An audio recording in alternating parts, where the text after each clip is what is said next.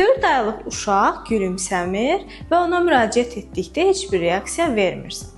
8-9 aylıq uşaq hecalar çıxartmır və az-az səslər çıxarırsa. 1 yaş yarımlıq uşaq ana, ver, nənə və s. kimi sözlərdən istifadə etmirsə.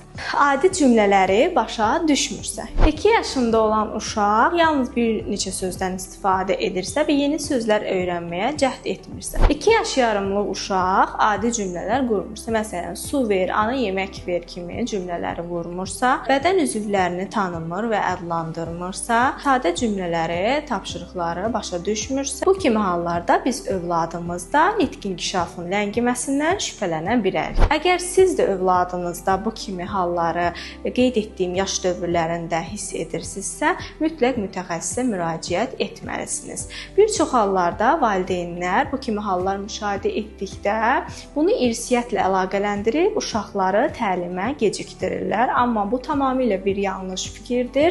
Əksinə, əgər irsən bu kimi problemlər varsa, demək sizin uşağınızda da bu özünü büruzə verə bilər və əgər irsən bir problem varsa, bu nəsildən nəsilə daha ağır formada özünü göstərə bilər. Buna görə də gecikmədən övladınızı mütəxəssisə göstərməyiniz məsləhət görülür.